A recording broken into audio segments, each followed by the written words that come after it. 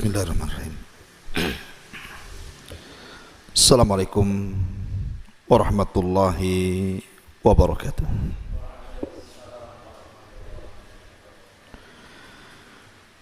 Alhamdulillah wassalatu wassalamu ala Rasulillah wa ala alihi wa sahbihi wa mawalah wa la hawla wa la quwwata illa billahi wa ba'du. Alhamdulillah, di malam hari ini walaupun cuaca hujan di luar sana, tapi yakinlah bahwa hujan itu salah satu perkara yang bisa membawa rahmat Allah kepada kita. Artinya ada waktu-waktu mustajab berdoa. Tapi walaupun demikian tidak menyurutkan untuk beriman sesaat kepada Allah Azza wa Jal dalam rangka talabul ilmi. Tak lupa kemudian salawat dan juga salam kita hadiahkan kepada Rasul kita Nabi besar Muhammad sallallahu alaihi wa ala alihi wasallam. Adapun tema di malam hari ini, kita akan membahas 20 amalan harian yang kalau kita lakukan dari 20 amalan harian ini, maka kita akan mendapatkan keajaiban yang belum pernah kita rasakan sebelumnya. Karena 20 amalan harian ini yang akan merubah kehidupan kita. Kita tahu bahwa setiap permasalahan manusia itu berbeda-beda, sesuai dengan tingkatan keimanan seseorang. Karena Allah Subhanahu wa taala apabila memberikan ujian, maka Allah akan melihat tingkat keimanannya. Kalau imannya kuat, ujiannya juga berat. Kalau imannya lemah, ujiannya juga lemah. Karena Allah Subhanahu wa taala tidak pernah menguji manusia kecuali disesuaikan dengan kadar kemampuan imannya. Yang ingin saya katakan adalah setiap manusia itu pasti banyak masalah dalam kehidupan. Lah di antara yang bisa menyelesaikan masalah-masalah kita itu adalah dengan cara menyandarkan diri kepada Allah dengan memperbanyak amalan-amalan yang diajarkan Nabi kepada kita. Amalan apa saja ini yang bisa merubah kehidupan kita? Langsung saja, yang pertama, jangan pernah meninggalkan sholat. Ingat, Allah Subhanahu wa taala mengatakan dalam surah Al-Baqarah ayat 45 dan 46, wasta'inu bis-sabri was-salah wa innaha lakabiratun illa 'alal khashiin. Mintalah kepada Allah Subhanahu wa taala pertolongan dengan kesabaran dan juga dengan salat. Walaupun memang salat itu berat dilakukan kecuali orang-orang yang khusyuk. Siapa orang-orang yang khusyuk? Alladzina yadunnuna annahum mulaqu rabbihim. Orang-orang yang yakin bahwa dia sedang berjumpa dengan Allah ketika salatnya. Jadi Allah Subhanahu wa taala menjadikan salat itu tempat pertolongan. Jadi kalau kita ada masalah yang berat, entah masalah ekonomi, entah masalah kesehatan, entah masalah keluarga, sebutkan masalah apa saja, maka segera salat. Karena Nabi SAW kalau ada masalah berat yang dia tidak bisa keluar dari masalah itu, Maka Nabi SAW dikisahkan, kana Nabi SAW idza hajabahul amru fazi'a ila shalah. Rasul itu kalau ada masalah berat, maka Nabi SAW langsung sholat. Langsung sholat. Kenapa Nabi SAW kalau ada masalah berat langsung sholat? Karena dia tahu hanya dalam posisi sholat itulah dia bisa mengadu kepada Allah Subhanahu wa ta'ala. Satu-satunya perjumpaan kita dengan Allah di dunia ini adalah ketika sholat. Di situ kita terjadi dialog saat sholat. Nabi SAW ketika menceritakan tentang sholat, apa kata Rasul? Allah berfirman dalam hadis qudsi bahwa aku jadikan sholat itu dua bagian, satu untukku dan satu untuk hambaku. Apabila hambaku membaca Alhamdulillahi Rabbil Alamin, maka Allah akan menjawab Hamidani Abdi. Apabila hambaku mengatakan Ar-Rahman Ar-Rahim, maka Allah menjawab Athna Alayya Abdi. Apabila hambaku membaca Maliki Yaumiddin, maka Allah Subhanahu wa ta'ala menjawab Majadani Abdi. Artinya bahwa solat itu dialog sebenarnya kita dengan Allah. Makanya dalam surah Al-Fatihah ketika kita membaca dalam solat itu harus dibaca secara tartil ayat per ayat, karena setiap ayat ada jawabannya. Jangan membaca surah Al-Fatihah satu nafas pula dalam solat itu. Dan sunnahnya tartil ayat, satu ayat, karena ada jawabannya masalahnya. Tetapi yang ingin saya katakan adalah Nabi SAW ketika ada masalah besar langsung sholat, karena Rasul tahu Nabi SAW ingin melibatkan Allah dalam masalahnya.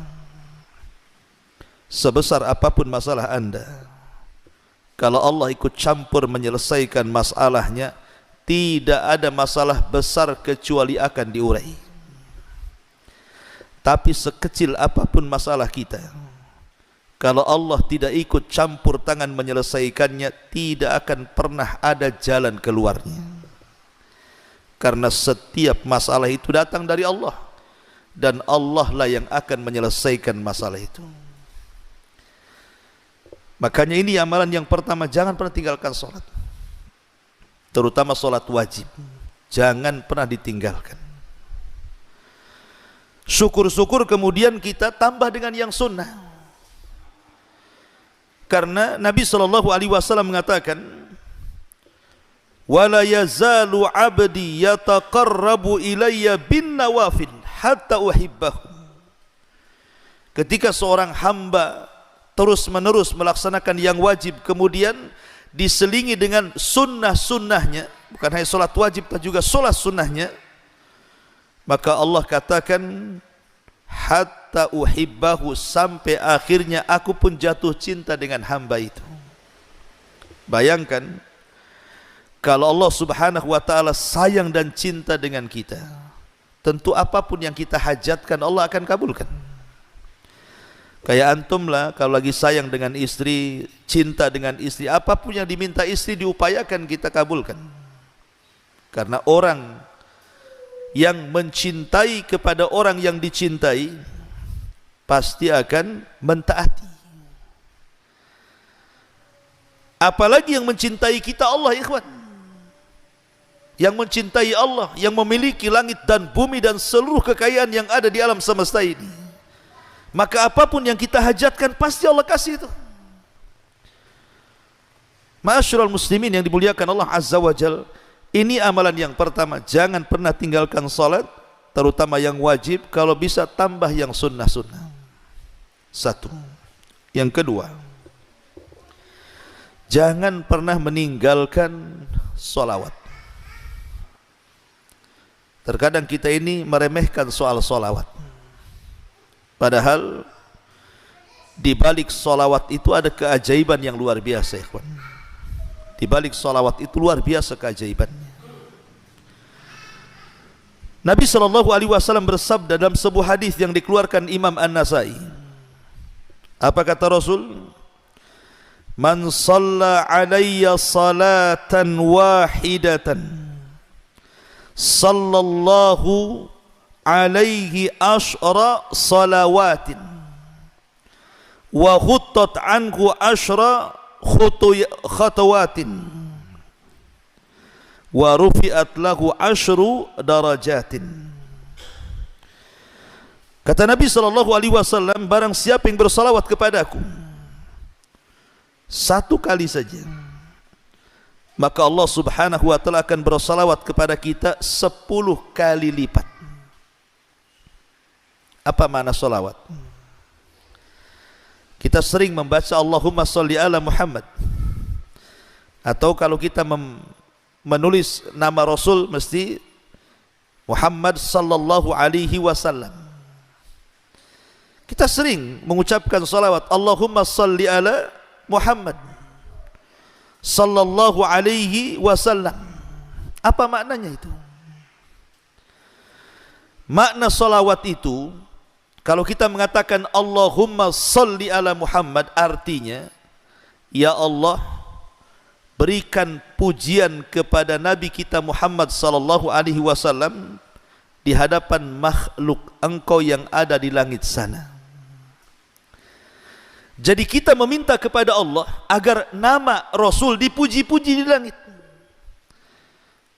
Tolong ya Allah, pujilah Nabi kami Muhammad di hadapan makhlukmu di langit sana. Pujilah dia di hadapan malaikat Jibril, Mikail, Israfil dan seluruh malaikat yang ada di langit. Itu makna salawat. Makna salawat, kita meminta kepada Allah agar Nabi kita terus dipuji di langit di hadapan para malaikat.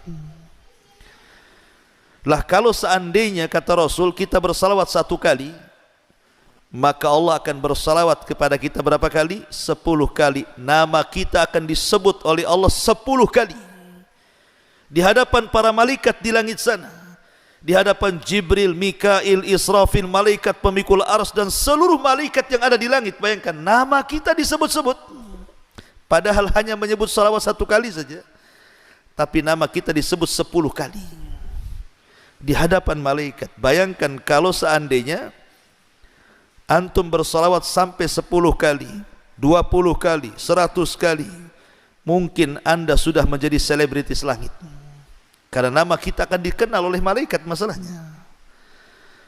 Makanya jangan bakhil mengucapkan salawat.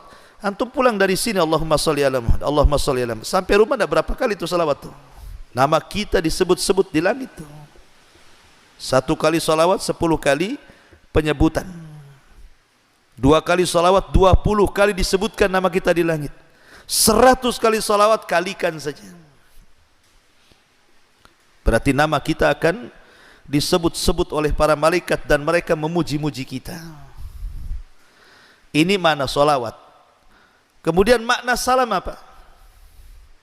Makna salam itu juga kita meminta kepada Allah agar Allah menyelamatkan Nabi kita.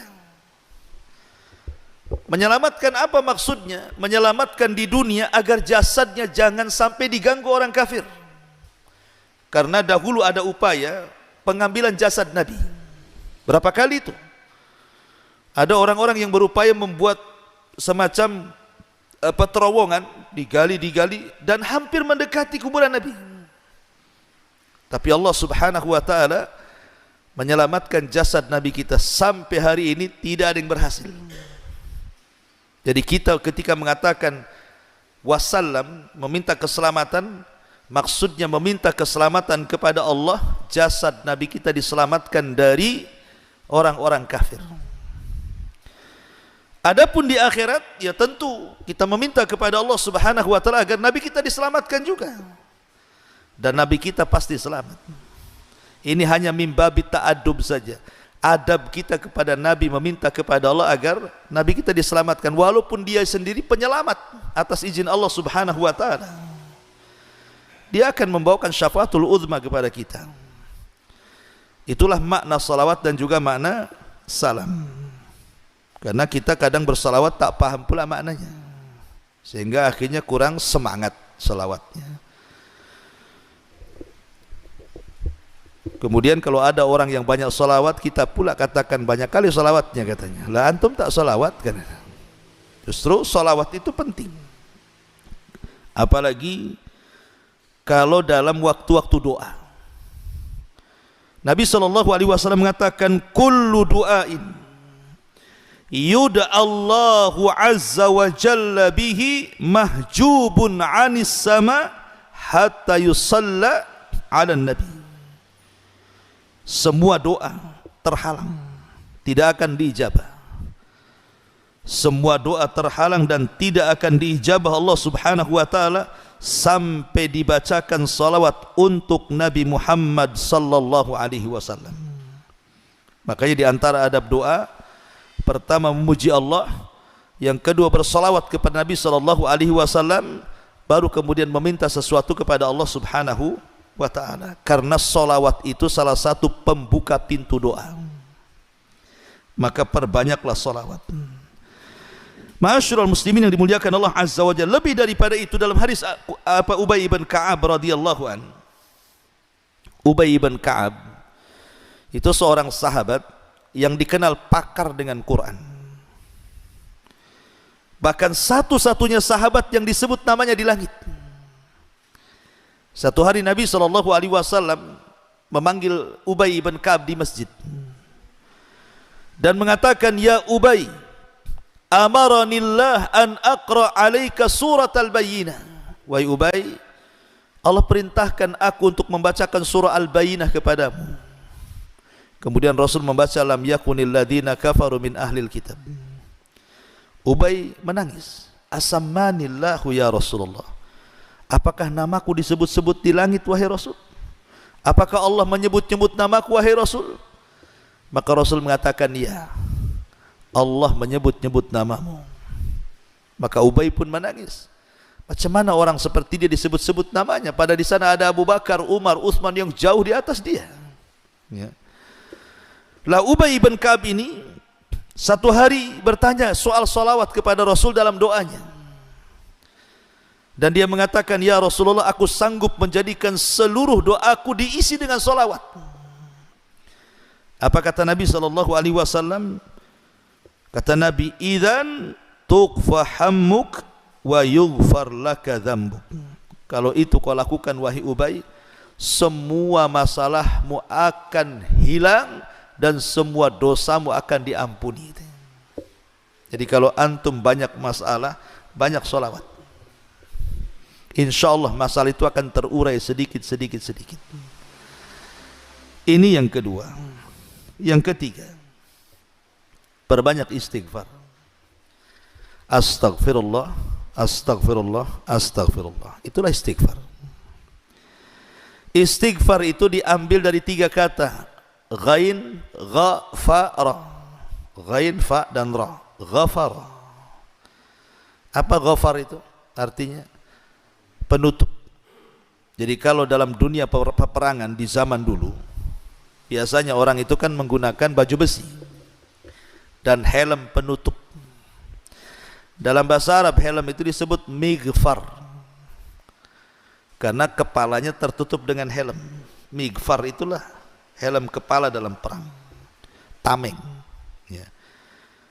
Lah kenapa kemudian istighfar diambil dari mighfar? Makna istighfar itu dua. Pertama, kita meminta kepada Allah Subhanahu wa taala agar seluruh dosa dan aib kita ditutup. Sebagaimana kepala tertutup dengan helm. Maka ketika kita katakan astagfirullah, astagfirullah, artinya ya Allah, tutuplah dosaku, tutuplah aibku, jangan ada orang yang tahu. Sebab satu aib saja Allah bongkar, malu kita dibuatnya. Siapa yang tidak punya dosa di antara kita? Siapa yang tidak punya aib? Semua orang punya dosa dan aib. Dan dosa dikatakan dosa itu, dalam bahasa Arab dosa itu artinya al-ithmu. Dan Rasul ketika ditanya masalah dosa, apa kata Rasul? Al-ithmu ma haka fi sadrika wa karihta an yattali alaihi nas. Dosa disebut dosa itu artinya sesuatu yang kau sembunyikan, dan engkau benci kalau diketahui manusia. Itulah dosa. Umpamanya seorang suami selingkuh, dia kan tidak ingin diketahui istrinya kan, karena itu dosa. Itu maksudnya ya. Atau antum menjelek-jelekan orang, kalau bisa yang dijelek-jelekan kita tahu, sebab kalau tahu kita akan dimarahi dia kan. Ya. Jadi dosa itu kalau bisa jangan diketahui orang. Karena kenapa kemudian Allah Subhanahu wa taala masih memuliakan saya, antum masih ngundang saya kemari? Mungkin sebagian antum menghormati sebagian yang lainnya karena dosa kita masih ditutup Allah. Coba kalau setiap dosa ada baunya ikhwan, enggak ada antum yang datang ke sini bau kali Abu Humairah ini katanya. Ya. Ana pun tak mau dekat-dekat antum, antum lebih bau lagi. Kalau setiap dosa ada baunya. Tapi Allah tidak jadikan setiap orang berbuat dosa berbau. Bahkan tidak tampak pun kalau itu orang berbuat dosa. Kenapa? Allah tutup. Allah tutup. Makanya Imam Ahmad Ibn Hanbal rahimahullahu ta'ala satu hari dia ke pasar. Namanya ulama besar Imam Ahmad itu, habis belanja. Murid-muridnya datang dari mana-mana dan mengatakan, ya Imam, sudah kau pulang aja badanmu, kami yang bawa barang-barangmu ini. Apa kata Imam Ahmad? Jangan. Kalian itu menghormati aku, kata Imam Ahmad, karena kalian tidak tahu aibku saja. Kalau kalian tahu aibku, kalian tidak akan mengangkatkan barang-barangku, justru kalian akan mengambil pasir dan meletakkan di atas kepalaku, katanya. Pergi kalian. Lihat. Maka kita melihat, coba ada orang yang dibongkar aibnya, yang tadinya dihormati bisa jatuh. Lihat tokoh-tokoh tuh. Sekali dia mungkin ngomong sesuatu, kemudian tersalah ngomong, kadang viral, dihujat netizen Indonesia lagi, tukang julid kan itu. Hancur dia karirnya. Itu baru satu aib, salah ngomong. Macam mana kalau seluruh aib dia dibongkar Allah Azza wa Jal, mati berdiri dia. Mau ditaruh di mana muka dia? Malu.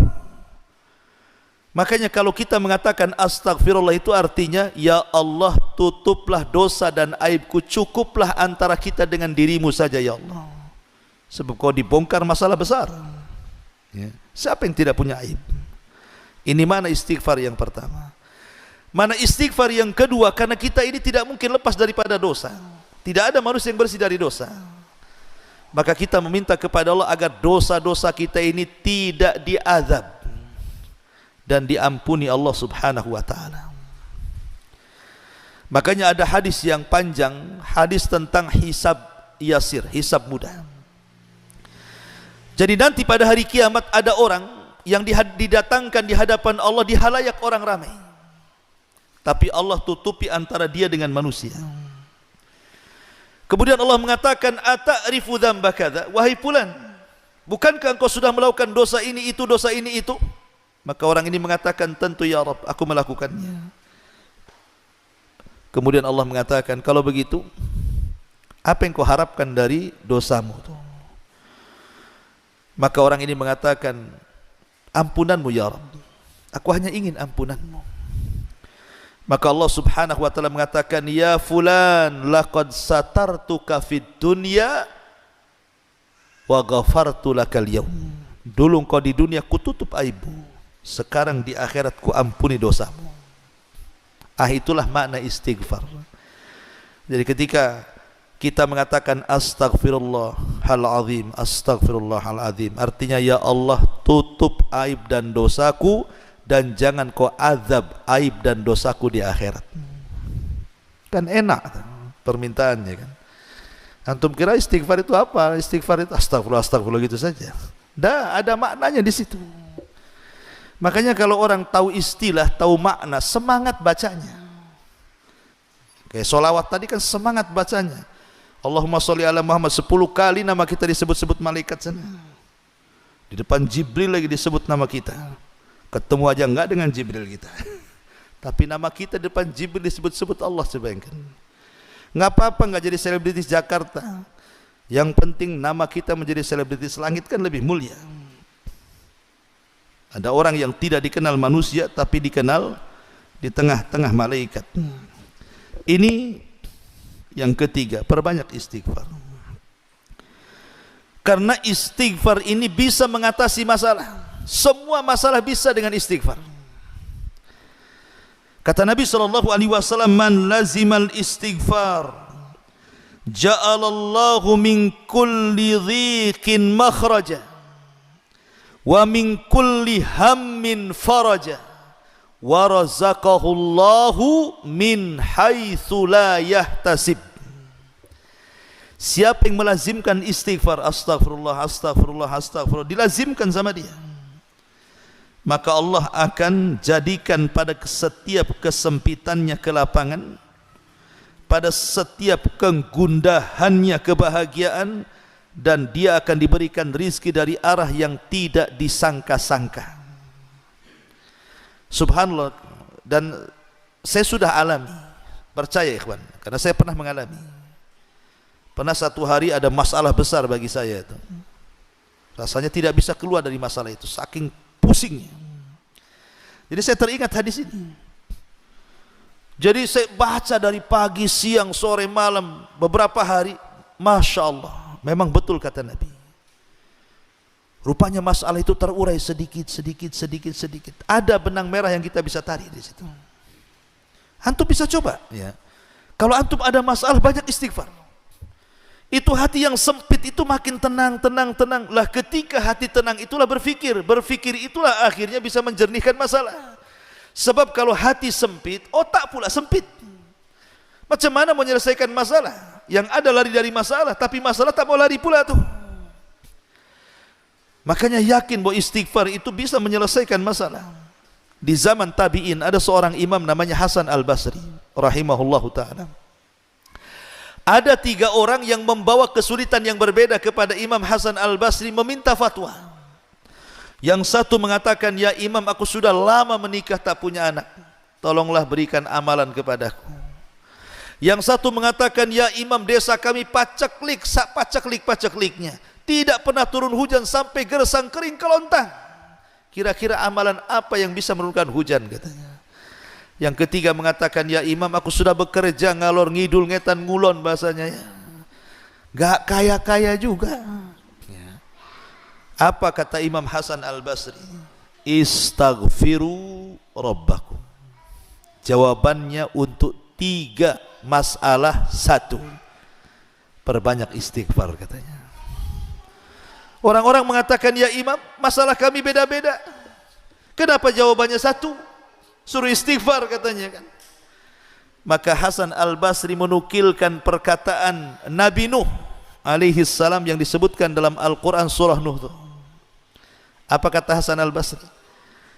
Bukankah Allah yang berfirman dalam surah Nuh, Fakultu astaghfiru rabbakum innahu kana ghaffara yursilis samaa alaikum midrara wa yumdidkum bi amwalin wa banin wa yaj'al lakum jannatin wa yaj'al lakum anhara ma lakum la tarjuna lillahi waqara.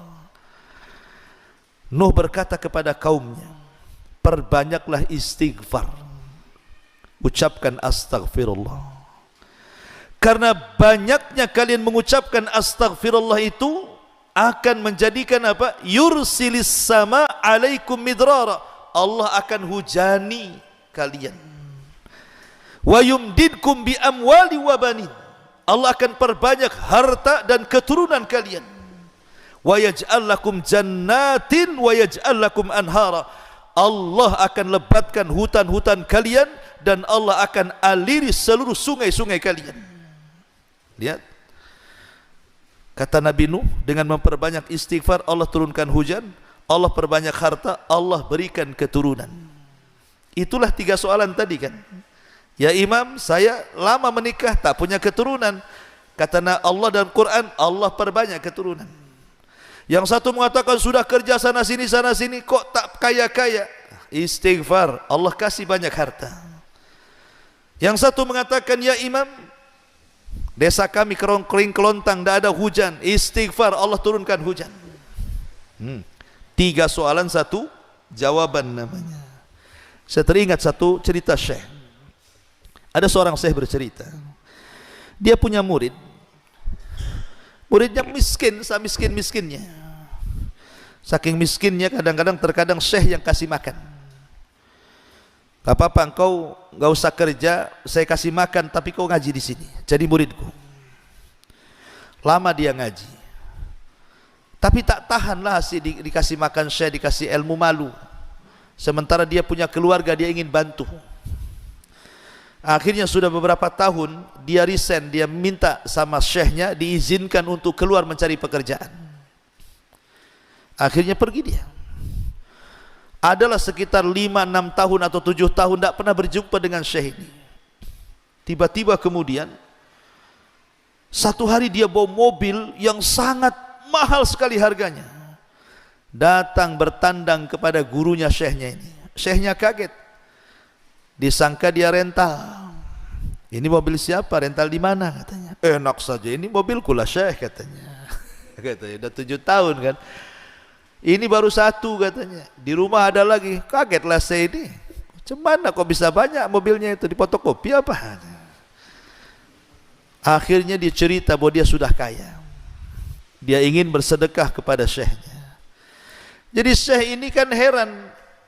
Ini anak murid dia itu tak punya skill kerja. Sudah hilang 7 tahun, 8 tahun, tiba-tiba pulang sudah kaya. Jadi kata syekh ini, apa rahasiamu katanya? Kenapa kau jadi kaya sekarang? Maka dia bercerita, ketika aku keluar dari majelis ini syekh katanya, aku pun pusing kerja, sana kerja susah, sini kerja susah. Aku teringat dengan hadis tentang keutamaan istighfar.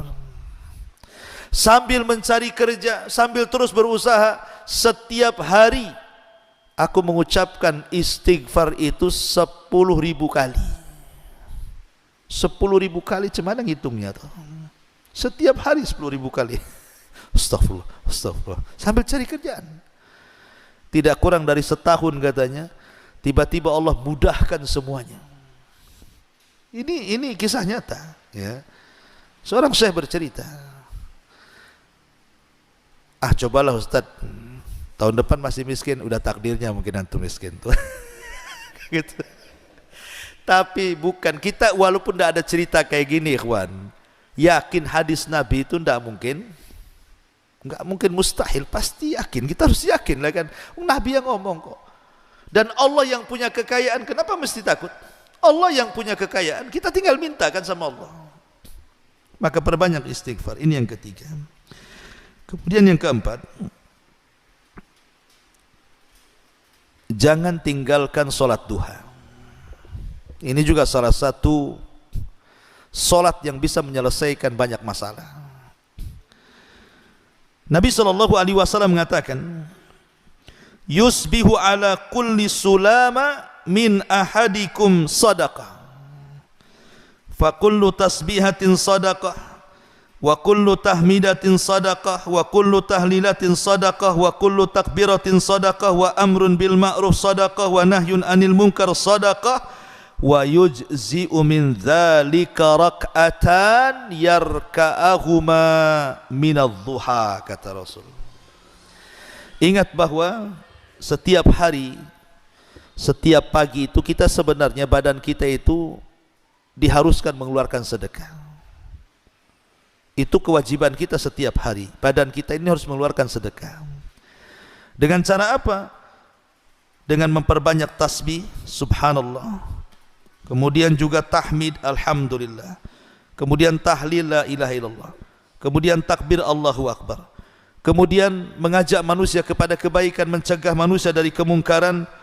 Pokoknya setiap kita bangun, badan kita dituntut untuk bersedekah. Tetapi kata Rasul, tidak perlu kita lakukan semuanya. Cukup 2 rakaat duha saja, itu mewakili semuanya.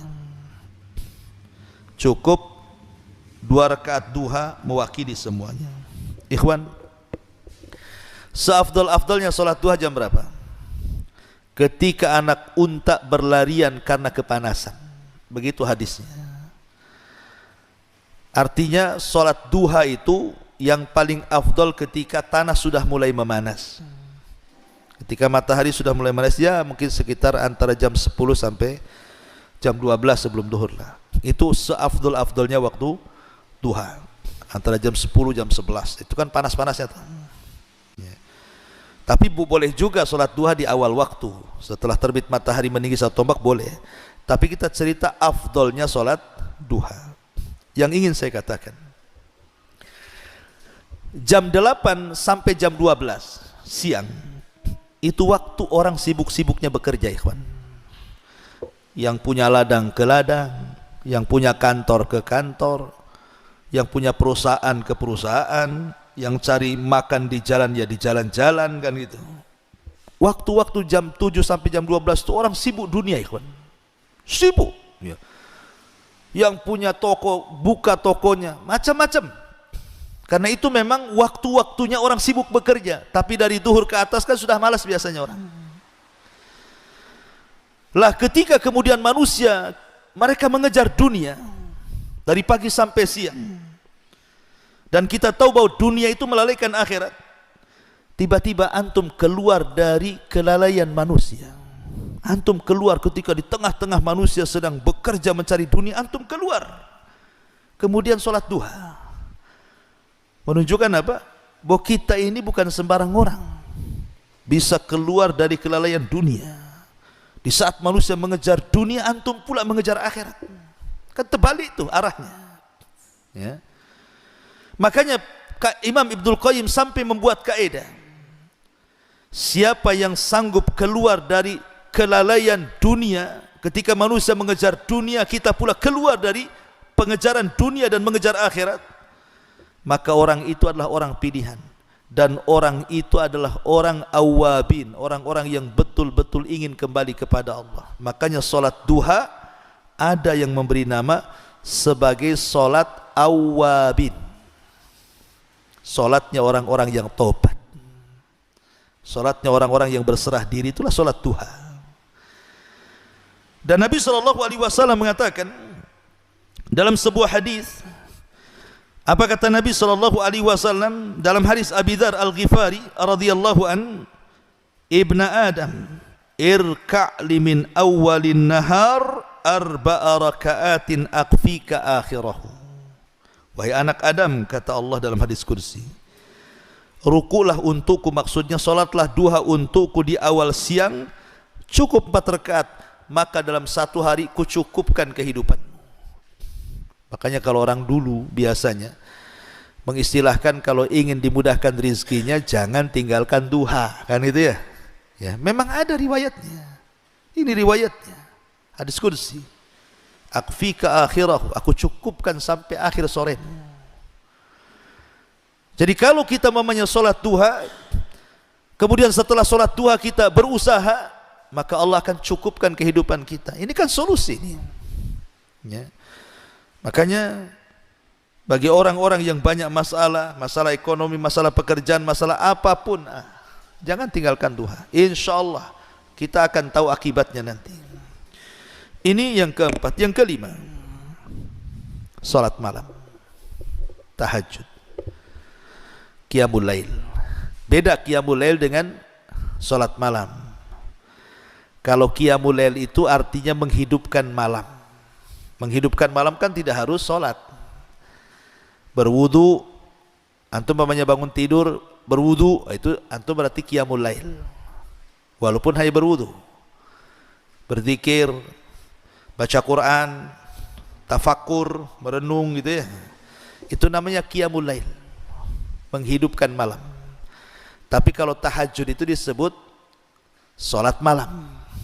Ya, tahajud. Tentu kalau kita bisa menggabungkan semuanya lebih baik lagi. Tapi ingat bahwa tahajud ini adalah solat yang luar biasa. Kenapa? Karena solat ini satu-satunya solat yang akan terhindar dari riya, sum'ah dan takabur. Satu-satunya solat antum terhindar dari semua jenis syirik, hanya tahajud. Macam mana mau riya sama siapa bangun malam-malam? Gelap-gelap lagi sholatnya. Siapa yang mau nampak sama kita? Kecuali antum live kayak gini. Ya. Allahu Akbar, TikTok pula antum nyalain. Kan? Atau Instagram, atau Facebook, apa maksudnya? Enggak Ustaz, saya nyontohkan teman-teman. Itu bahasa halusnya. Padahal mau riya tuh. Kita ini susah ya, gara-gara handphone ini akhirnya ibadah kita habis. Coba. Pengen umroh, contoh aja umroh ya kan. Udah mau berangkat selfie, saya sudah di bandara katanya. Kan ya? Nanti di pesawat selfie lagi, alhamdulillah sudah di pesawat. Turun selfie lagi. Sampai di Mekah selfie lagi. Ketemu unta, selfie sama unta. Coba seperti itu. Ya. Kan repot jadinya. Jadi ibadah mulia sudah ngabisin duit coba ya. Hilang, nggak ada apa-apa. Gara-gara handphone itu.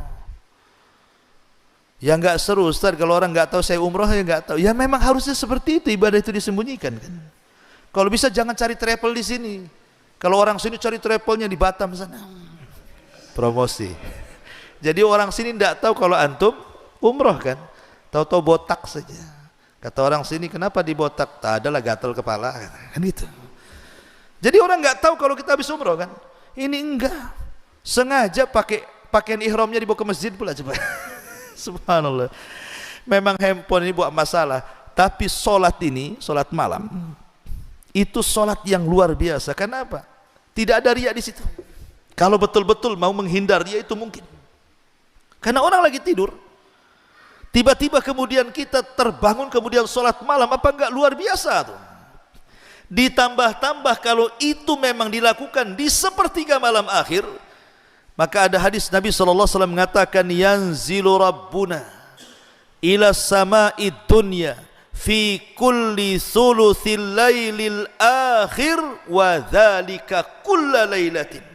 Faqala Allah azza wa jal, man yad'uni fa astajibalah, wa man yas'aluni fa utiyah, wa man yastaghfiruni fa aghfira lahu. Allah mengatakan, Rasul mengatakan, Allah itu turun pada sepertiga malam akhir. Turun sesuai dengan kemuliaannya, keagungannya. Tidak sama dengan makhluknya. Allah turun pada setiap sepertiga malam akhir, dan itu setiap malam. Setiap malam Allah turun. Dan setiap malam juga Allah di langit pertama mengatakan kepada kita yang ada di bumi, siapa yang berdoa ku kabulkan, siapa yang minta ku ijabah, siapa yang minta ampun ku ampuni dosa-dosanya. Bayangkan, Allah kasih 3 jawaban pada 3 setiap permintaan kita.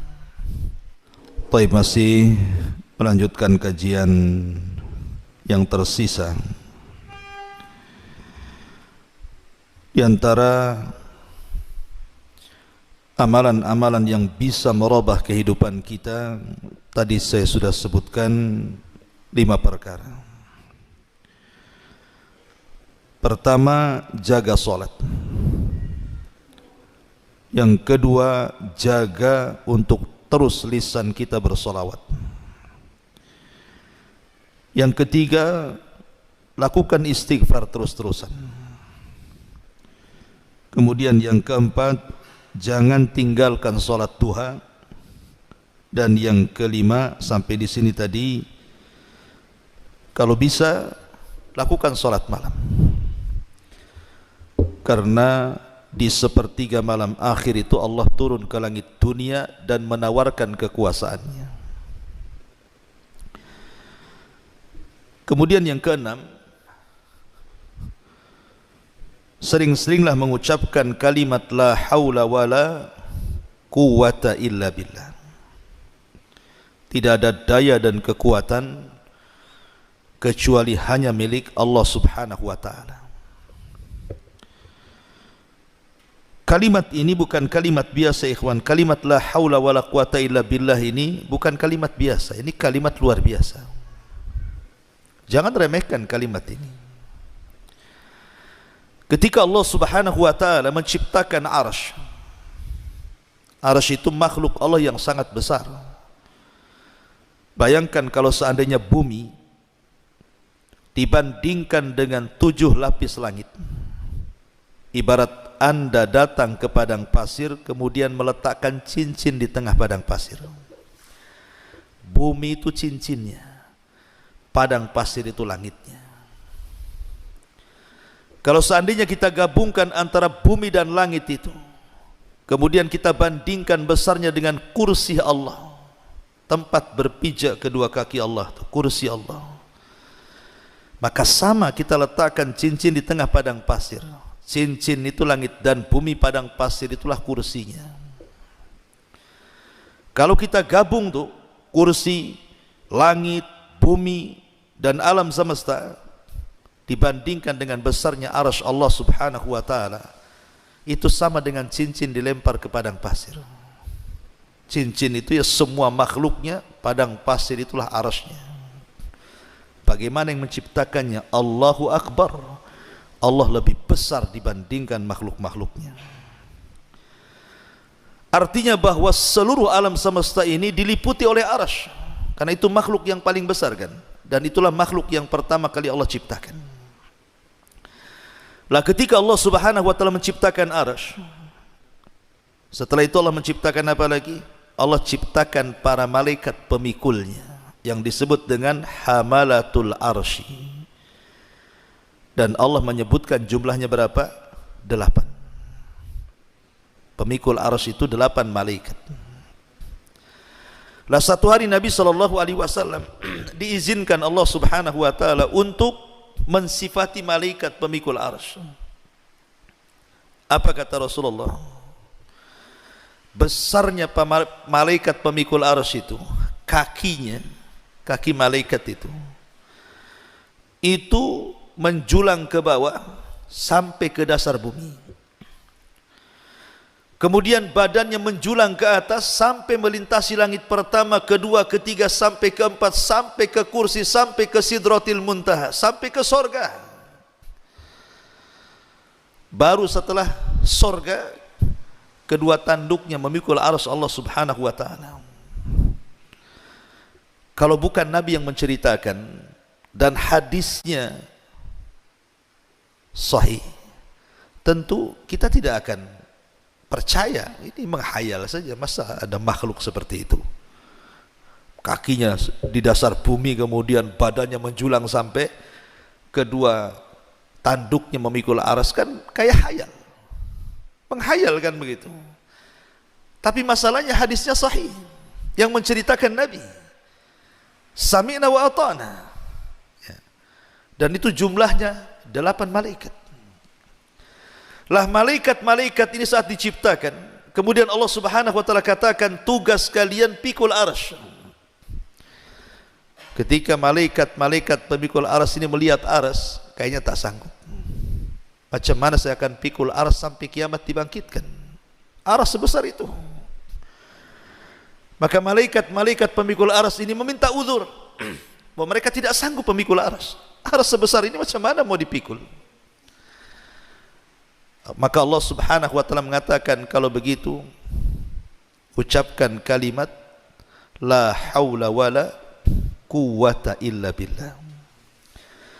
Akhirnya kemudian para malaikat pemikul arsy ini mengucapkan kalimat la haula wala quwwata illa billah. Subhanallah, setelah mereka mengucapkan kalimat ini, Allah berikan kekuatan dan mereka pun sanggup memikul arsy sampai hari ini, bahkan sampai kiamat dibangkitkan. Dari sini kata para ulama, lihat kalimat la haula wala quwata illa billah ini bisa menjadikan malaikat lemah menjadi kuat. Bahkan ada sebagian para ulama beristimbat, kalimat ini bisa menjadikan kita kuat. Jadi orang yang sakit, ya, mungkin dia sudah ke dokter, sudah ke sana kemari mencari perobatan, cobalah banyak-banyak mengucapkan kalimat la haula wala quwata illa billah. Siapa tahu. Dan jangan coba-coba, artinya yakin bahwa kalimat ini malaikat saja diberikan kekuatan. Berarti kita yang lemah, entah lemah apa saja, coba perbanyak kalimat la haula wala quwata illa. Mudah-mudahan dengan kalimat ini mendatangkan kekuatan bagi kita. Bagi yang kita yang terpuruk ekonominya, susah bangkit, perbanyak la haula wala quwata illa billah, karena tidak ada daya dan kekuatan kecuali milik Allah kan. Bagi yang terpuruk kesehatannya, bagi yang terpuruk ekonominya, bagi banyak masalah gitu ya, coba perbanyak kalimat ini terus ya. Insyaallah biidznillah. Karena Nabi SAW pernah mengatakan dalam sebuah hadis yang sahih. Apa kata Nabi SAW? Kata Nabi SAW, ala adulluka ala kanzin min kunuzil jannah. Maukah aku tunjukkan kepada kalian dari simpanan-simpanan sorga? Maka sahabat mengatakan, tentu wahai Rasul. Maka Rasul mengatakan, katakan la haula wala quwwata illa billah. Tidak ada daya dan kekuatan kecuali milik Allah. Itulah kanzun min kunuzil jannah. Itulah simpanan di simpanan sorga. Karena orang yang mengucapkan kalimat ini, setan aja nggak akan sanggup melawan kita. Apa kata Rasul ketika menganjurkan kita untuk membaca kalimat ini setiap kita keluar rumah? Dalam sebuah hadis dari Anas bin Malik radhiyallahu an, kata Nabi SAW, idza kharaja min baitihi, apabila seseorang keluar dari rumahnya, faqala, dan dia mengatakan, bismillahi tawakkaltu ala Allah, la haula wala quwwata illa billah. Bismillah, dengan menyebut nama Allah, aku tawakal kepada Allah dan tidak ada daya dan kekuatan kecuali milik Allah. Apa kata Rasul? Orang seperti ini, kufita wa hudita wa wufita. Engkau akan dicukupi, engkau akan diberikan petunjuk, engkau akan dijaga satu hari ini. Kemudian setan yang hendak mengganggunya tiba-tiba menyingkir. Kemudian teman-teman setan mengatakan, kenapa kau tidak ganggu dia? Maka setan yang akan mengganggunya mengatakan, kaifa laka birajulin qad kufiya wa hudiya wa ufiya.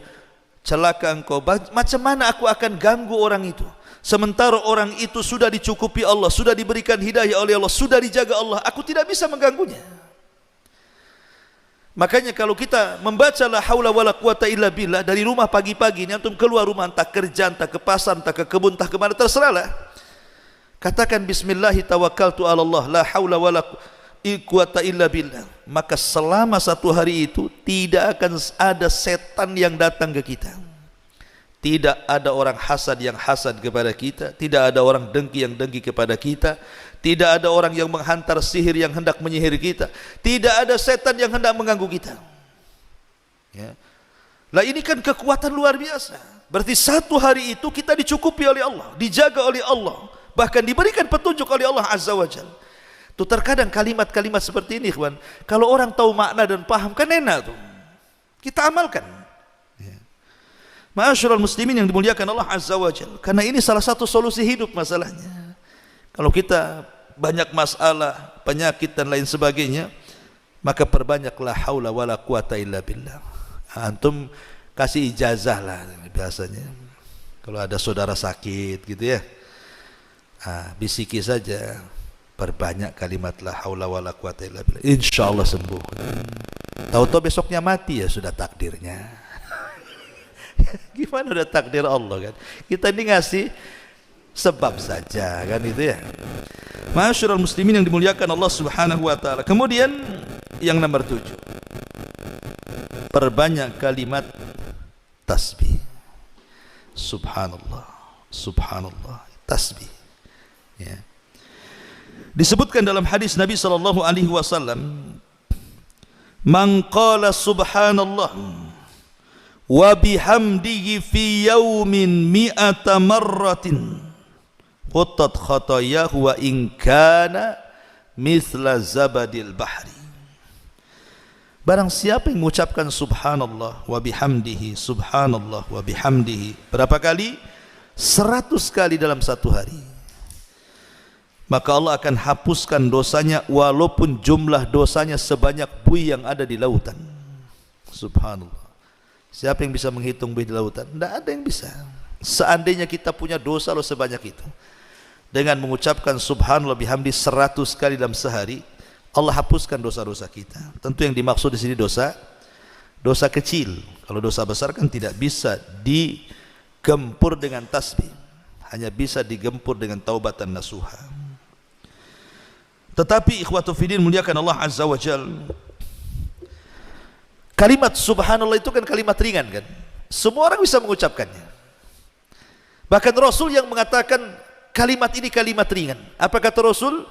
Kalimatani khafifatani ala lisani thaqilatani fil mizani habibatani ala rahmani subhanallah wa bihamdihi subhanallahil azim. Kata Rasul, dua kalimat ringan di lisan, berat dalam timbangan, dicintai Ar-Rahman, subhanallah wa bihamdihi subhanallahil azim. Lihat, memberatkan timbangan. Ada seorang syekh bercerita, jadi ada seorang kakek, udah usia ya mungkin 80-90 tahun itu usianya, orang awam, tapi suka ke masjid kakek ini. Entah apa yang mengilhami hatinya, tiba-tiba habis sholat wajib, entah sholat asar atau sholat maghrib gitu ya, tiba-tiba dia mendekat ke imam sholat itu. Imam ini pun kaget karena tidak pernah ada jamaah yang datang bertanya. Kata Pak Imam, ada apa kek? Kata kakek ini begini, Pak Imam, saya ingin tanya, saya kan sudah tua, kasihlah amalan untuk saya, supaya dengan amalan itu aku bisa mendawamkannya dan aku bisa ajak orang lain untuk mengamalkannya. Terdiamlah sang imam ini, tapi akhirnya imam ini ingat hadis ini. Kata imam ini gini, kek, saya ingat hadis Nabi, kalimatani khafifatani ala lisani thaqilatani fil mizani habibatani ala rahmani subhanallah wa bihamdihi subhanallahil azim. Baca kek ya. Kata Rasul, dua kalimat ringan di lisan tapi berat loh dalam timbangan, dicintai Allah lagi. Ucapkan subhanallah wa bihamdihi subhanallahil azim. Dihafal sama kakek ini. Keluar dari masjid ya. Setiap ketemu orang di jalan di stop sama dia. Sini. Nabi bersabda dua kalimat ringan di lisan, berat dalam timbangan, dicintai Ar-Rahman. Katakan subhanallah wa bihamdihi subhanallahil azim. Setiap ketemu orang dia ngomong begitu. Masuk pasar, teriak di pasar, hei orang pasar, dua kalimat ringan di lisan, dicintai Ar-Rahman, berat dalam timbangan, katakan subhanallah wa bihamdihi subhanallahil azim. Pokoknya semuanya, keluarganya dikumpulkan. Subhanallah, coba bayangkan. Satu hari kakek ini koma, sakit, udah tua. Sampai satu pekan dia nggak sadar-sadar. Ketika sadar, keluarganya senang, dipegangnya tangan kakek ini. Mulailah kakek ini berkata kepada keluarganya, aina dokter, mana dokter, katanya. Dipanggil dokter, dipegang tangan dokter. Dok, Nabi bersabda dua kalimat ringan di lisan, berat dalam timbangan, dicintai Ar-Rahman. Jangan lupa dok, subhanallah wa bihamdihi subhanallahil azim. Habis itu dia mati. Kakek ini mati dalam ucapan subhanallah wa bihamdihi subhanallahil azim. Apa enggak berat timbangannya orang itu? Ya, coba antum kayak gitu ketemu orang itu. Sini. Kan mantap betul. Itu dakwah itu. Ya. Jadi kalimat tasbih ini bukan sembarang, ini memberatkan timbangan. Memberatkan timbangan luar biasa. Makanya Nabi SAW mengatakan subhanallah walhamdulillah tamla'an atau tamla'u ma bainas sama'i wal ardi. Ucapan subhanallah walhamdulillah ini bisa memenuhi antara langit dan bumi. Pahala yang kita akan dapat itu luar biasa besarnya. Dan ini bisa menenangkan hati, karena tasbih itu artinya kita sedang mensucikan Allah. Sedang mensucikan Allah dari sifat-sifat yang tercela dan juga dari hal-hal yang bisa menjadikan cacat dan aib bagi Allah Azza wa Jalla. Artinya tasbih itu kita sedang mengagungkan dan mensucikan Allah. Ini kalimat agung. Maka gunakan kalimat ini untuk zikir kita. Umpamanya pas kita naik motor atau naik mobil gitu kan disunahkan kalau turun subhanallah, kalau naik Allahu Akbar, kan begitu. Kita naik mobil nih, turun subhanallah, naik Allahu Akbar. Itu kata Nabi. Supaya di jalan itu kalaupun Allah takdirkan kecelakaan, ya kita tidak tahu. Namanya orang hidup di jalan, kadang ditabrak, kadang nabrak. Sudah hati-hati pun tetap aja ditabrak. Susah hidup di jalan ini. Kendaraan sudah lengkap, rem bagus, orang pula tak masalah dengan kita. Dia pula nabrak kita. Tapi kalau setiap jalan kita berzikir seperti itu kan, kalau Allah takdirkan mati di jalan pun insya Allah husnul khotimah lah, lagi zikir. Ya. Tapi jangan ditabrak-tabrakan dan jangan nabrakan diri pula kan. Itu bunuh diri namanya. Ya. Ini kalaupun terjadi seperti itu, tapi kan lisan kita berzikir, baca tasbih dan takbir. Kemudian yang nomor 8, di antara amalan-amalan yang bisa merubah hidup kita juga adalah qiraatul Quran. Baca Quran, baca Al-Quran. Saya tuh punya kawan itu di pulau tuh. Dia cerita, dulu usaha saya di pasar itu sulit kali itu. Mau naik, mau apalagi mau buka cabang itu, yang ada aja susah berkembang.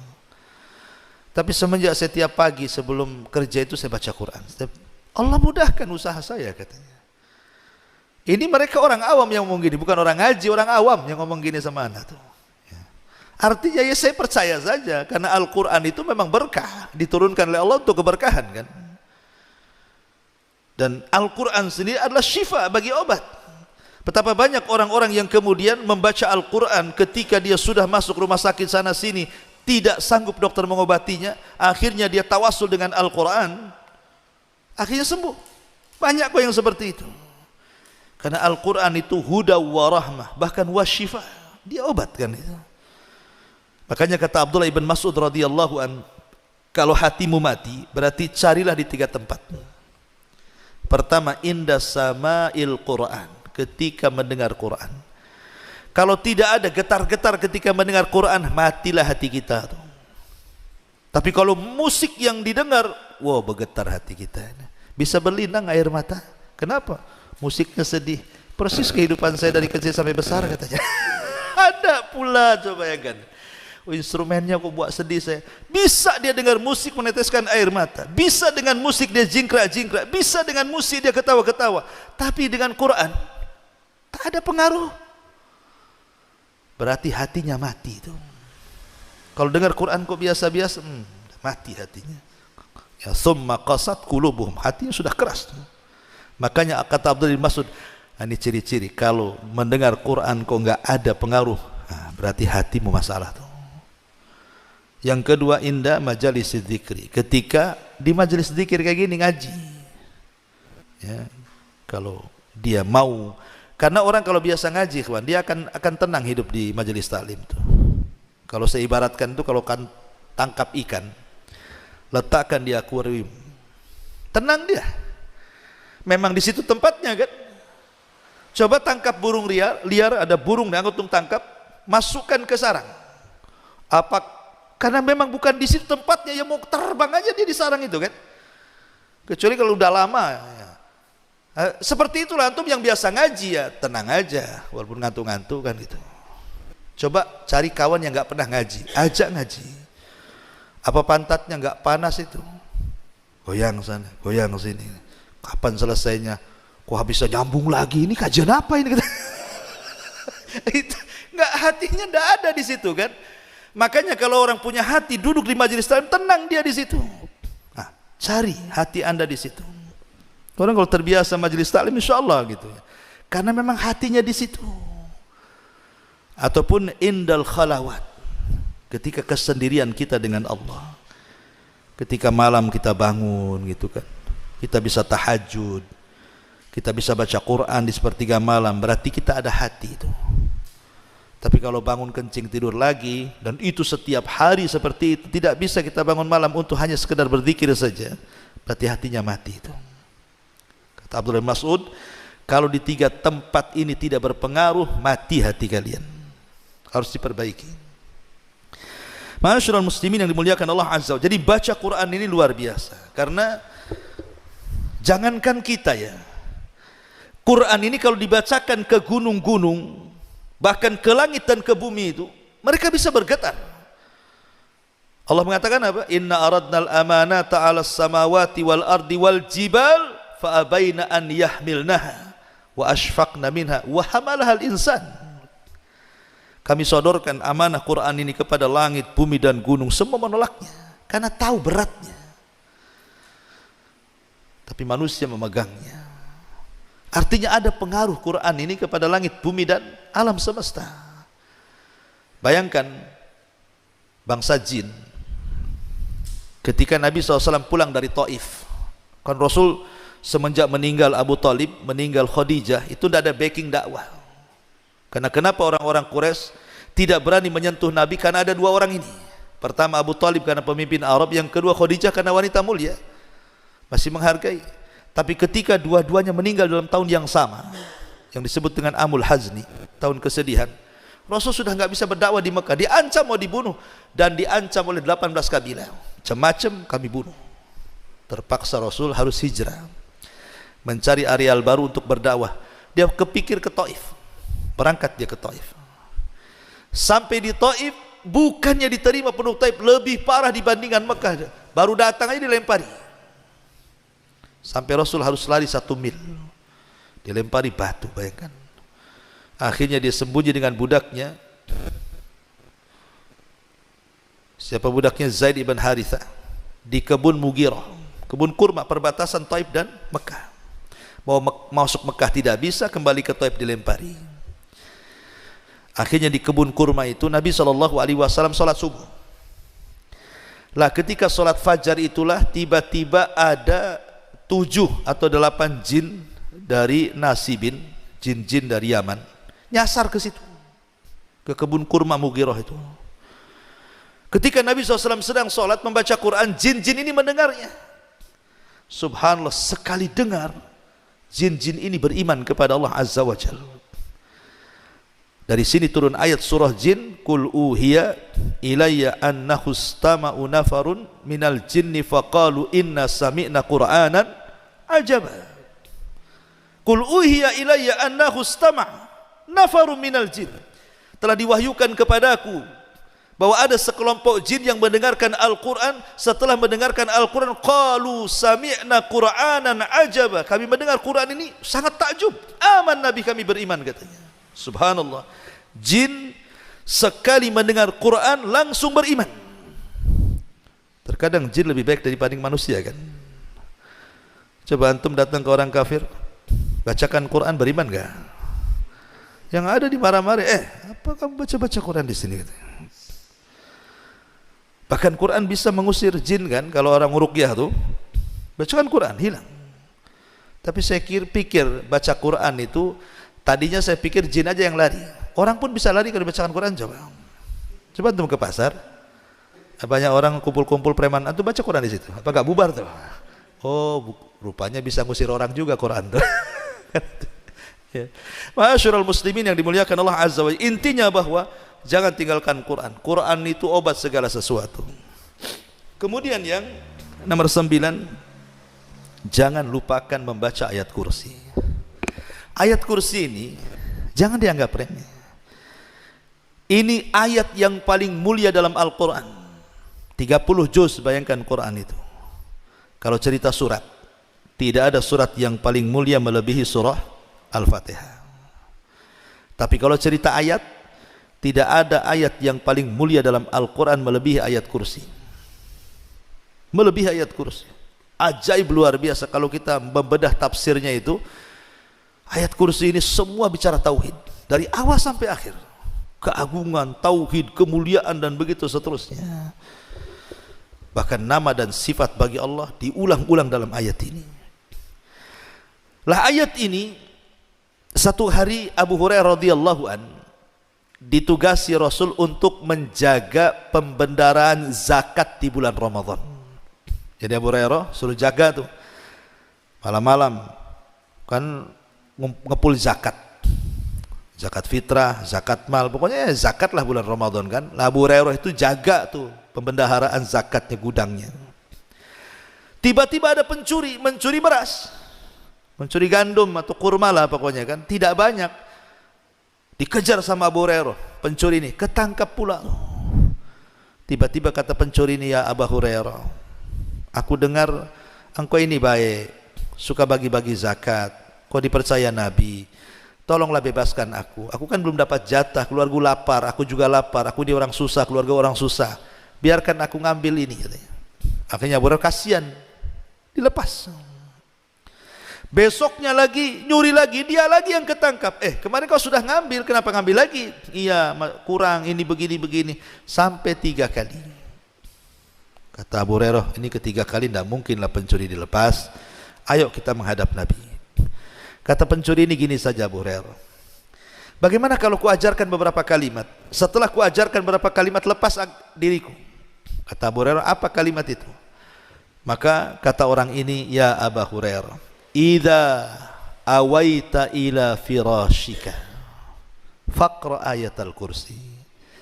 Kalau engkau hendak beranjak ke pembaringan tidurmu, jangan lupa baca ayat kursi. Kemudian kata orang ini, dia mengatakan, fa innahu lan yazalu ma'aka minallah hafizun wa la yaqrabuka syaitanun hatta tusbiha. Kalau engkau baca ayat kursi ini kemudian kau tidur, maka selama tidurmu Allah jaga, enggak ada yang berani mendekatimu, tidak setan, tidak binatang, tidak ada yang berani mendekatimu, dan engkau tidak akan diganggu setan sampai subuh. Akhirnya orang ini pergi, dilepas oleh Abu Hurairah. Esok harinya dia bercerita kepada Nabi. Rupanya Nabi sudah tahu. Nah itulah wahyu. Abu Hurairah, semalam kau tangkap pencuri, kenapa kau lepas? Katanya. Loh, kok Nabi tahu? Kata Abu Hurairah, iya wahai Rasul, masalahnya dia ngajarkan ayat kursi. Kalau saya baca sebelum tidur, saya akan dijaga Allah, setan tidak akan dekat-dekat, katanya. Kata Rasul, Abu Hurairah, yang ngajari semalam kamu itu kamu tahu enggak siapa? Kata Abu Hurairah, enggak tahu. Itu setan, katanya. Setan jadi pencuri. Kagetlah Abu Hurairah, macam mana kok bisa setan? Dan macam mana setan ngajarkan ayat kursi pula? Itu kan mengajarkan kelemahan namanya, mengajarkan kelemahan dirinya kan itu ya, bahwa dia lemah dengan ayat itu. Kata Nabi SAW, sadaqaka wa huwa kadhub. Khusus masalah ini si setan benar, tapi dia itu pendusta. Yang lain jangan kau benarkan ya, yang ini kau benarkan boleh, katanya. Bayangkan, setan yang ngajari Abu Hurairah, kalau baca ayat kursi kita akan terjaga dari semuanya kan. Baca ayat kursi. Kadang-kadang aneh kita ini, mungkin antum baru pindah rumah atau apa gitu kan, orang-orang awam itu. Kadang-kadang rumahnya angker, menurut dia mungkin angker. Aneh-aneh pula, datangkan orang usir jin. Dulu ada di TV itu acara apa tuh? Uka-uka atau apa tuh? Yang tukang nangkap-nangkap jin masukkan ke botol kecap tuh. Kan ada tuh, pakai serban-serban kan. Cemana dia nangkapnya, cemana masukannya. Jin itu berdasarkan Quran, innahum yarak wa kabiluhu min haitsu la tarawna. Mereka dan kabilahnya melihat kita, kita yang tak melihat mereka. Itu nas Quran tuh. Innahum yaraka wa qabiluhu min haitsu la tarawna. Mereka dan kabilahnya melihat kita, kita tak melihat mereka. Itu nas Quran. Mereka yang lihat, kita yang tidak lihat. Tapi keadilan Allah nanti di akhirat dibalik.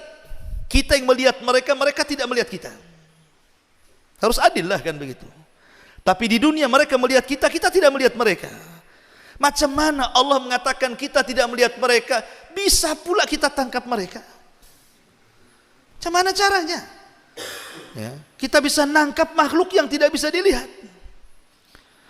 Nabi saja kalau bukan karena Jibril ngasih tahu di situ ada jin, Rasul tidak mungkin datang ke situ. Jibril yang kasih tahu, wahai Muhammad, sekelompok jin sudah nunggu di tempat ini, kau ditunggu di sana, ngisi ceramah di sana. Maka Rasul ke situ karena Jibril yang kasih tahu.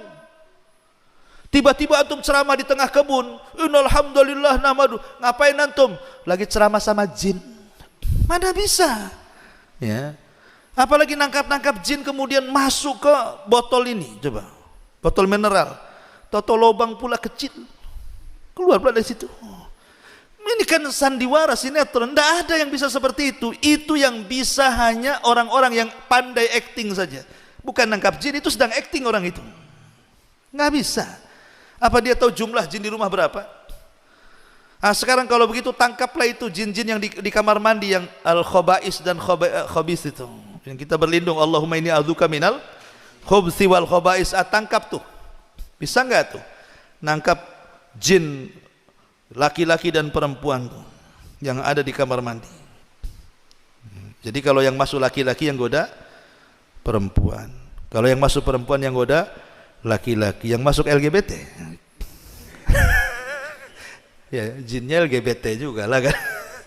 Artinya bahwa orang-orang ini sedang menghayal sebenarnya, dan orang lain tertipu pula. Sebenarnya kalau kita mengikuti kepada sunnah Nabi sangat ringan. Kalau takut baca ayat kursi kan enak kan gitu ya. Coba simpel Islam itu. Kalau kita kenal sunnah itu paling simpel. Kita lewat nih, kok agak bulu kuduk rinding-rinding kan gitu ya. Apa kata Rasul? Bacalah a'udzu bikalimatillahi tammati min syarri ma khalaq. Selesai. Ada yang lebih pendek, kepanjangan itu Ustaz. Ada nggak yang lebih pendek? Ada, kata Rasulullah. Kata Rasulullah, kalau kita lewat di sebuah tempat yang menakutkan, Kul bismillah wala tubali. Katakan bismillah dan jangan dipedulikan. Lewat saja, bismillah, lewat. Jangan dipedulikan. Ini enggak, lewat dipedulikan. Kenapa ya goyang-goyang ya? Nah, itu namanya dipedulikan namanya kan? Kenapa kok itu ada ini ya? Nah, itu jangan, kata Rasul, jangan dipedulikan. Ibu-ibu ini kalau di rumah kan, pamannya lampu pula mati, hujan pula deras, rumah pula pinggir kuburan, anjing tetangga pula gonggong. Pas Jumat Kliwon pula, aduh udah stres makannya. Mau ke kamar mandi mau kencing, takut karena mungkin kurang, nggak belajar akidah. Kata Rasulullah, kalau takut ke kamar mandi, ucapkan bismillah, bismillah, masuk kamar mandi, kencing cepat, keluar, masuk ke kamar lagi. Begitu caranya. Dan jangan dipedulikan. Karena setan itu dia akan masuk dalam setiap media yang ada untuk menakut-nakuti kita. Terkadang dia masuk ke gorden, goyang-goyang gordennya. Terkadang masuk ke angin, suara seng pula, ya, bunyi. Terkadang masuk ke bayangan, pohon pula bergoyang-goyang. Itu memang sengaja mereka yang masuk ke situ. Karena setan itu tidak bisa mukul langsung, dia hanya ngasih was-was. Dia menakut-nakuti dari jauh saja. Dibuatnya bayangan, dibuatnya angin, dibuatnya ini. Kadang goyang-goyang, rupanya ada kucingnya di balik itu. Karena takutnya disangka setan. Makanya Rasul mengatakan bismillah wala tubali. Katakan bismillah, jangan pedulikan. Dan jangan bicara. Ngapain pula kemudian di dapur ibu-ibu? Itu siapa itu di luar, saya di dalam. Ngapain pula? Biarkan saja. Ya. Akhirnya kemudian tengok YouTube, macam mana cara ngusir setan. Pokoknya dikasih bawang ini, bawang itu, macam-macam bawang dikeluarkan. Ini kan jadi dunianya klinik nantinya. Islam itu simple. Bismillah, selesai. Baca ayat kursi, selesai. Baca muawwidzatain, selesai. Apa lagi? Ya. Makanya kalau orang ikut sunnah itu paling enteng, itu paling enak. Ngadapi apa saja ada solusinya. Ma'asyiral muslimin yang dimuliakan Allah Azza wa Jalla, maka ayat kursi ini sebagai solusi juga bagi kehidupan kita. Kalau takut, baca ayat kursi. Kemudian yang nomor 10, ini amalan lakukan. Ini demi kebaikan saya, Anda atau siapapun. Amalan 3 amalan selepas bangun tidur. Ini keajaibannya luar biasa. Nabi SAW mengatakan dalam sebuah hadis, yaqidu syaitanu ala qafiyati ra'si ahadikum idza huwa nam thalatha uqadin alaika lailun tawilun farqud. Kata Nabi SAW, setiap kita tidur, saya, Anda, siapapun, pasti didatangi setan. Untuk apa setan datang ke kita? Mengikat tengkuk kita 3 ikatan. Dan di sini ada dalil bahwa setan itu tidak akan mampu menguasai ubun-ubun. Setan itu hanya bisa menguasai tengkuk. Dalam dunia barat, kalau cerita otak, ada otak kanan, ada otak kiri. Ini menurut orang barat. Tapi menurut Al-Quran, otak itu cuma 2. otak depan dan otak belakang. Otak depan disebut ubun-ubun nasiyah, dan otak belakang disebut tengku qafiyah. Setan tidak bisa menguasai ubun-ubun manusia. Setan itu hanya bisa menguasai otak belakang yang disebut dengan qafiyah atau bahasa kita tengku. Di sinilah setan akan menguasai kita dengan cara apa? Diikat 3 ikatan setiap tidur kita. Dan setiap kemudian setan mengikat itu, maka setan akan membacakan mantra. Mantranya apa? Lailun tawilun farkud. Tidur, malam masih panjang. Itu mantranya. Padahal sudah dekat ke subuh tuh.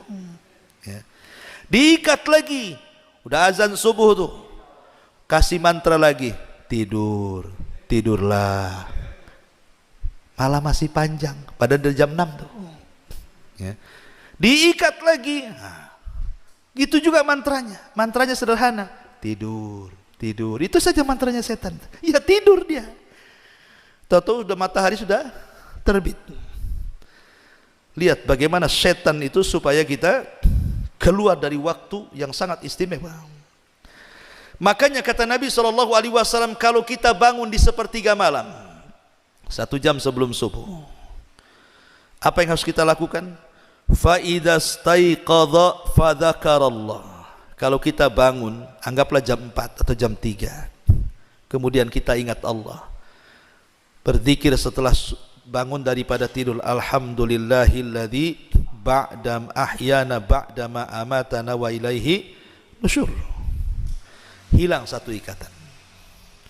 Kemudian kita beranjak dari tempat tidur, langsung ambil wudu, hilang 2 ikatan.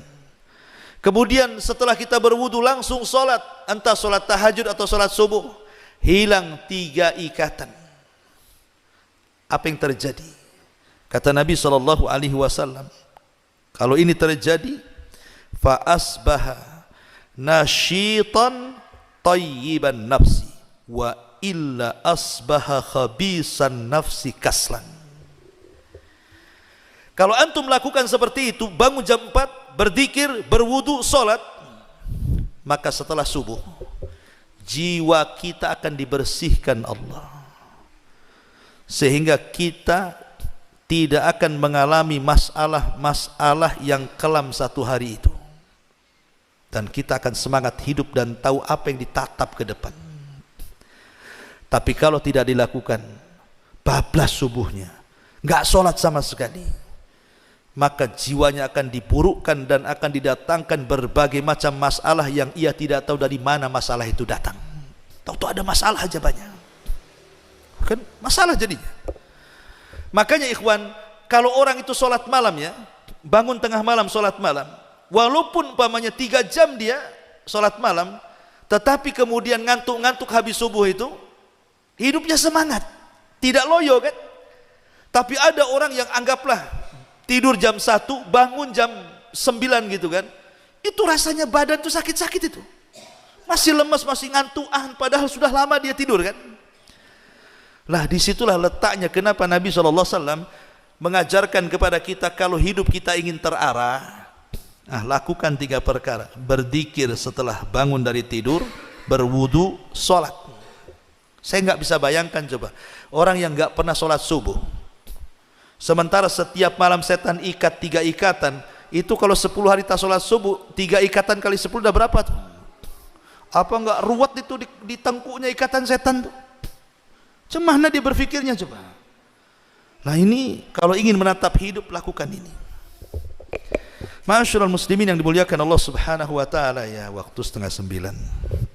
Masih banyak sebenarnya ya, tapi tidak apa-apalah ya. Insyaallah kita kajian di lain kesempatan.